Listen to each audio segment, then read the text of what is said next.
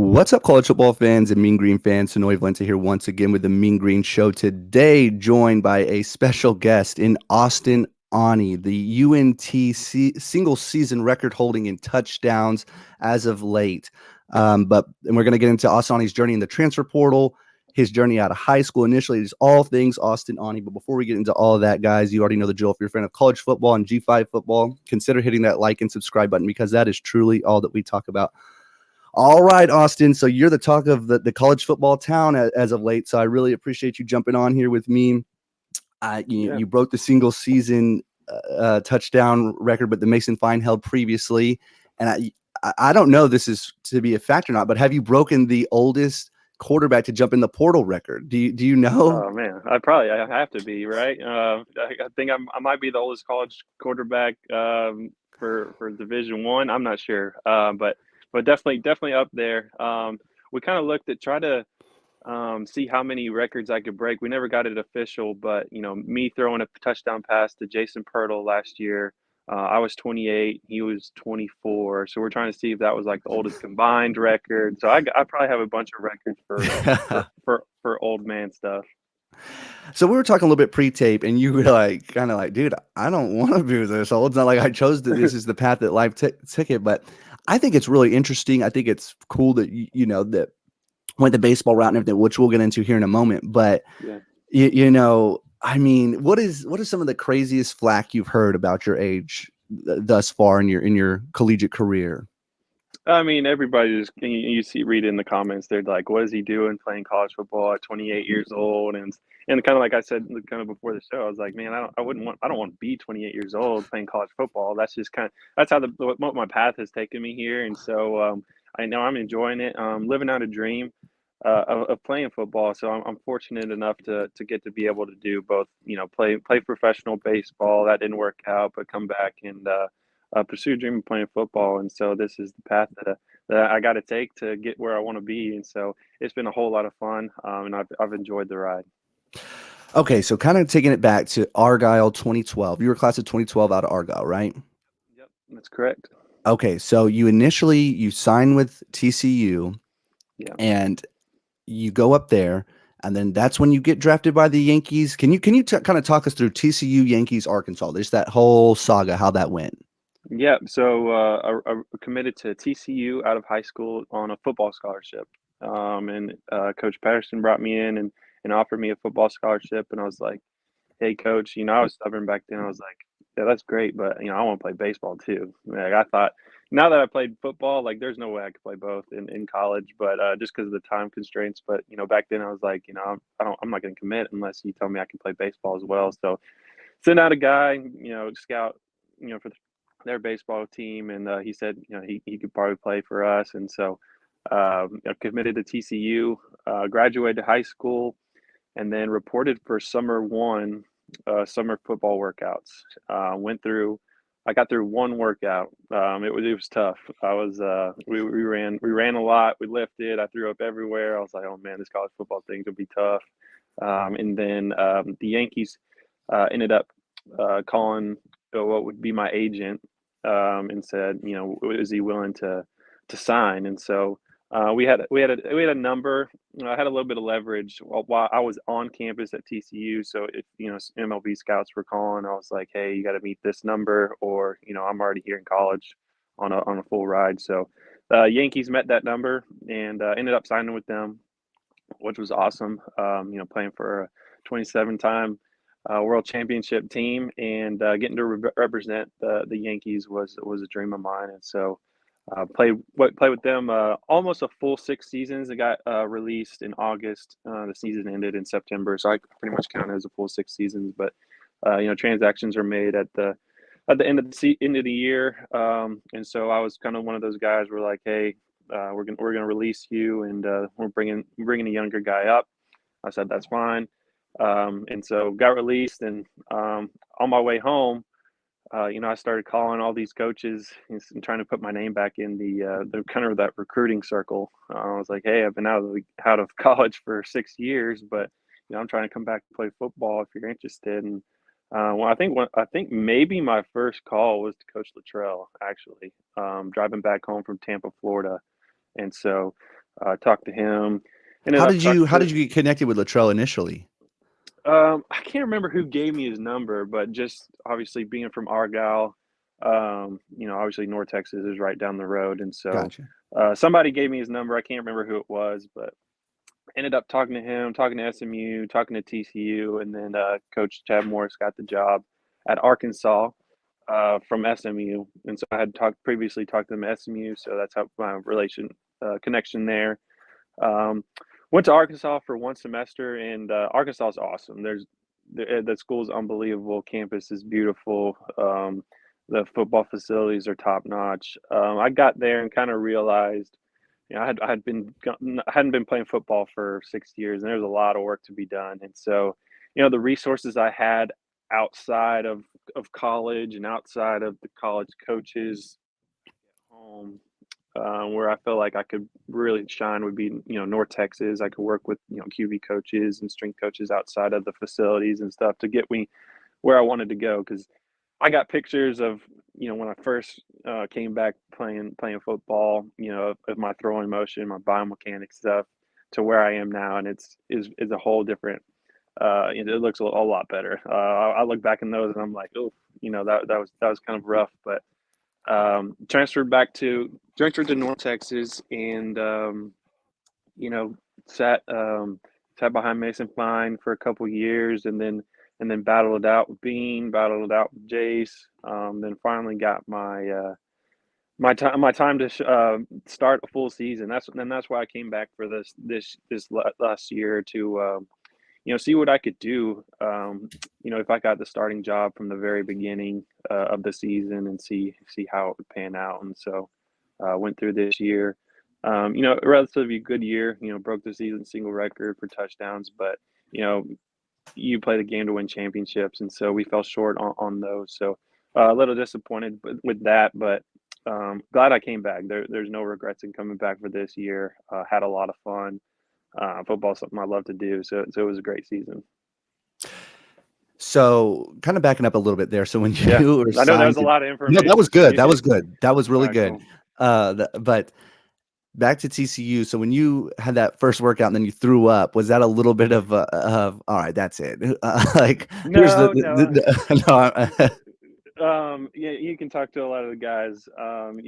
Unfortunately, if I push my body to a certain point, I'm a guy that throws up. So throwing up was nothing new. You can talk to some of okay. the guys, perimeters, stadiums. I was just that guy. That's what I am, unfortunately.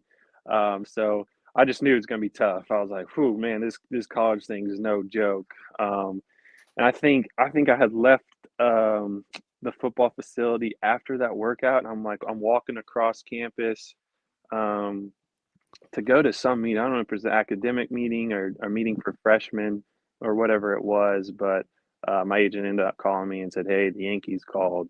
Would you want to sign if they drafted you?" And I was like, "Whoa, all right, yeah, I think so. Let's do it." Being a professional, or getting the opportunity to be a professional at 18 years old to represent the New York Yankees, that's something I couldn't pass up. And so Yeah. I jumped on that, and um, went to Tampa, and started my career there.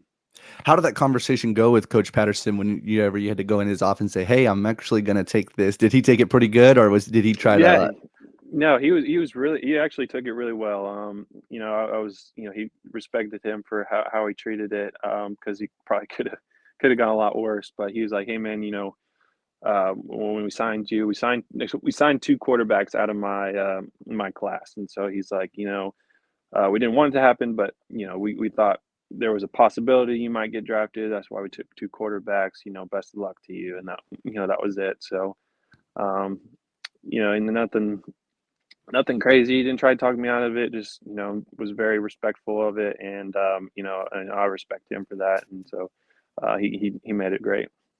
Yeah. So you kind of touched on it a little earlier, but I mean, you and Jason Bean battled it out, and Bean hopped in the portal and has done some good things at Kansas since then. Yeah. And they bring Jace Ruder in, and all of us fans were, oh, here comes the whatever, Mhm. Jace Ruder, and then Gunnell, and then Stone Earl, and you kind of earned the name of the transfer slayer. You're putting guys in the transfer portal. You're Wow. fending when people come in. You're kind of you're not laying down. But Yeah. so that this is kind of interesting stuff. But real quick, if you can kind of couple these two together, but your time with Mason Fine, as well as the time spent with the QBs that are still on the roster, including Jason Beam, just how is that quarterback room? I mean, it's obviously highly competitive, and everybody, it's Yeah. it's a one man job. There's not really a lot of dual QB systems out there, but I mean, how does that gone?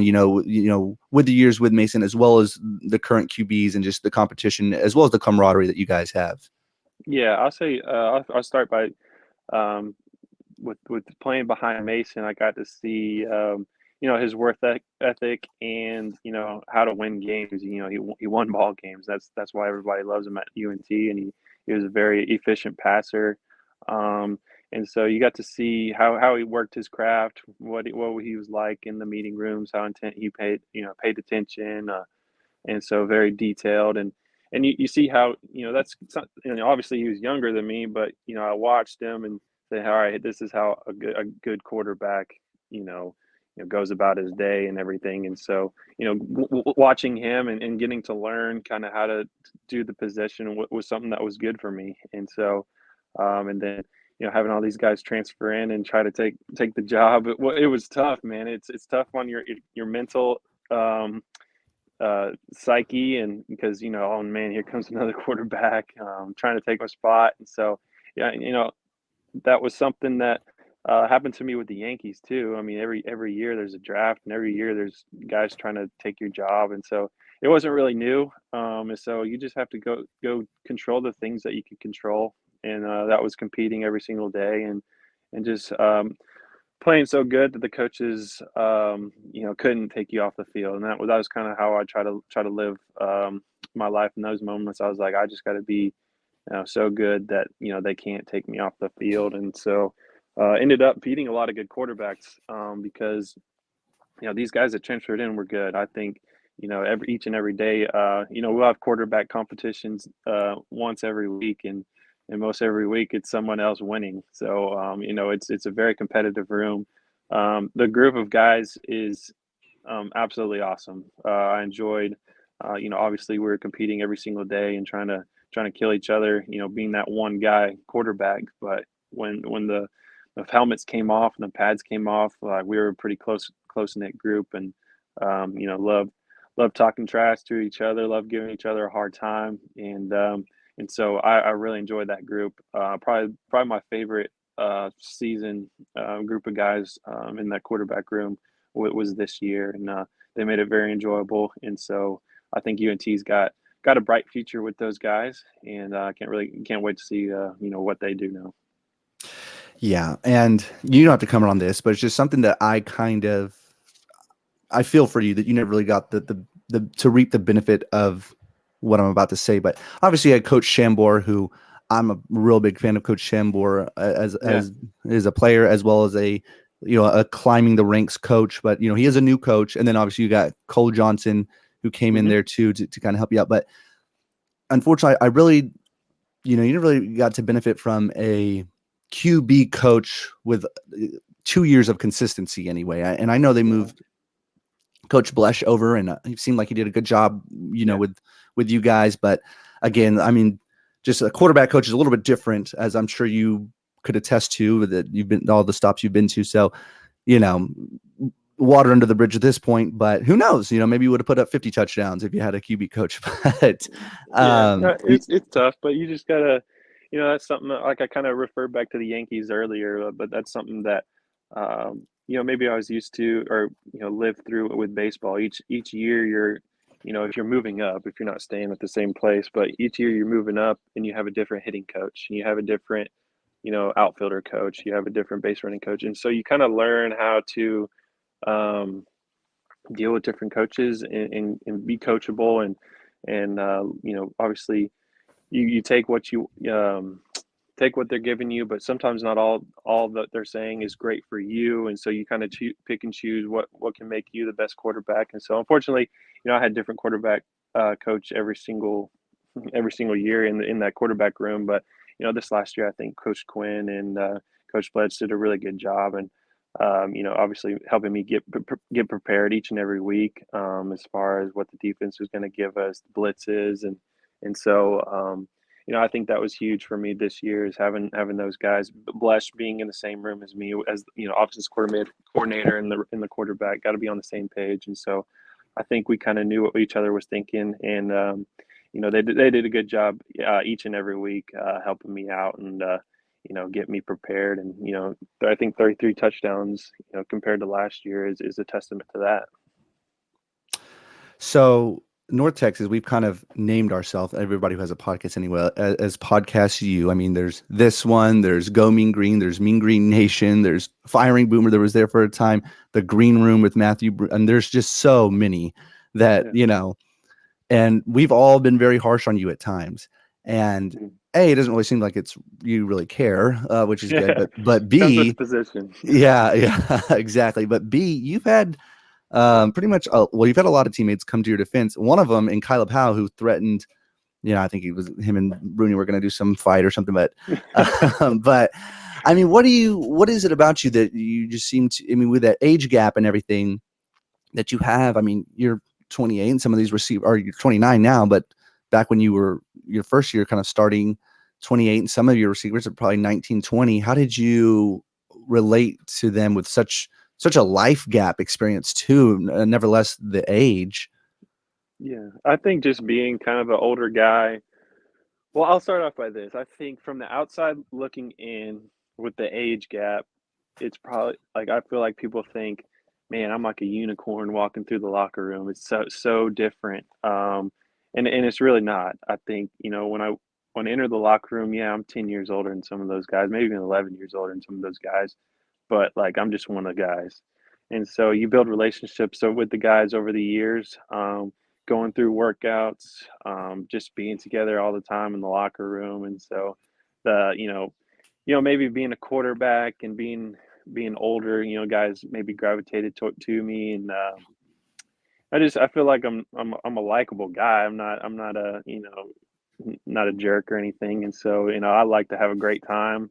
I like to talk trash, and so I dish all that out, and they like it too. And so you just when you're likable in the locker room, guys come to your defense, like some of these guys have, and I appreciate that. But um, I just try to be a great teammate, and a great person, and obviously try to be the best football player I can. But you build relationships in that locker room that you'll have for the rest of your life, some friendships, and so that's really what you miss the most, when you're done playing is the relationships you had in the locker room and those experiences you had with those guys, and you remember obviously the stuff on the field too, but relationships with your boys and going through tough workouts, is probably what we talk about the most is tough workouts and how we made it. Dang, that was crazy, or some stuff like that. So it's fun to build relationships with those guys, and I appreciate them coming to my defense. So you're flirting with the portal right now, Yeah. and you let's say you see it through. What are some things you're looking for in your next stop if you do choose to fulfill that journey through it with your next school via the portal? Yeah, I think, with 1 year left, obviously, kind of during the season, I was like, I'm gonna declare for the draft. I'm gonna declare for the draft, and Then you got and then hot. the season ends, and I enter the portal, and everybody's like, "Oh, what the heck?" But with 1 year left, I said, "Hey, why not put my name in the portal? Um, See who calls." Obviously, probably looking for a Power Five team. Obviously, the closer to home, the better for me and my family. But um, see what they come to me with. Obviously, I'm a little bit different situation as I got a wife and a daughter now, and um, see what they come out with. NIL is crazy nowadays. I hate calling coaches to be like, "Hey, what can you do for me NIL wise?" But that's just kind of the way it is now. Yeah. It's not the person I am. I hate to say, "Hey, But it's let's the talk let's world. So talk don't money. Let's talk yeah, money." but that's the college football world right now. Let's Yeah, just you know, And but so that's really kind of what I'm looking for. See if there's a deal out there that makes sense for me to come back for one more year to play, to make a little money, to help support my family. And if not, that's not a big deal. I'll declare for the draft and start that process. So either way, I'm super excited. To see where this journey takes me and my family. But kind of just right now, I'm sitting in South Texas waiting around, and then if nothing happens, great. We'll go through this draft process and see what happens. so speaking of the draft process and everything, and now there's all these other leagues like XFL, USFL. Yeah. Would you entertain either or XFL or USL or USFL if you didn't make an NFL roster? Yeah, I think so for sure. At least one year, give it a shot, and you never know what's going to happen until you can kind of jump in and do it. And so that's kind of how I've been living my life. So definitely, if something didn't work out with NFL, I'd try one of those leagues for a year and see what works out. And if not, then go get the 9 to 5 job everybody wants me to get. And so Don't do it. yeah, put my seen. I think somebody put on Twitter. This guy needs to enter the LinkedIn portal, Yeah, and someone did. so Are you so on maybe I'll Twitter? do that. No, I'm not. I But didn't think so. so I'm not on Twitter, but I got my Twitter guys, my Twitter defenders, Yeah. sending me all this stuff, and so I get a kick out of it. And so sometimes my wife's on Twitter, so she'll show me some stuff. So I'm not on Twitter, but I see what people say, and so Yeah. it's yeah. Got your Twitter warriors. All right. So once Yeah. your football career is over, do you anticipate you and your family will stay living in the North Texas area? Yes, I would think so. Obviously, me and my wife are from Argyle. Got my family. My family has a rental house in Denton because they go back and forth from Brownwood, Texas, and my in-laws are in Ponder, and so we're right in the middle of them. And um, my wife has a job in Grapevine that she does well in, and so we don't. It's a family business, so we don't really want to go far from that if we don't have to. And I'm wanting to get into real estate, and so I'm talking with some people just to see if there's some opportunities. Commercial real estate is probably what I'll get into when I'm done. And yeah, I don't imagine us going too far unless a job opportunity comes up or like an NFL or XFL or USFL, something that it takes us away. Yeah. Well, speaking, I'm a realtor myself, not commercial, but residential, and I know you'll do well there whenever that time comes, just by your personality and stuff. So, speaking of rental houses, one of the craziest, probably, I guess, conspiracy theories is that Coach Luttrell lived in one of Austin Auni's rental houses that was just one of those things that was on the North Texas dark web. So, What? yeah, I No, think, no, I don't have any rental houses, so that's not true. But that's hilarious that came up. yeah, No, yeah. Coach Latrell makes plenty of money. He's got way more money than I do. So if anything, it would be me living in one of his rental properties. Yeah. All right. Last question before we get you out of here. So, I'm not sure if you've had the opportunity to talk with new head coach, Coach Morris, or not. But whether you have or you haven't, where do you see this team and this program going in the years to come? No, I think they have a bright future. And I sat down with Coach Morris and kind of told him what I was going to do, um, as far as entering my name in the portal and kind of seeing what's out there. And I like what he's going to do. I like the offense he's going to bring in, and so I like the way he's approached everything so far. I think he's a very personable guy. I think he's a good leader, and I think he's got a good group of guys in that locker room that want to win. And so you got guys that want to be there, want to win. I think you know with his track record of building programs, I think he's a great fit. And so really excited to see what they do. Obviously, I played with a bunch of those guys in there, so in that locker room, and so I'm definitely cheering them on.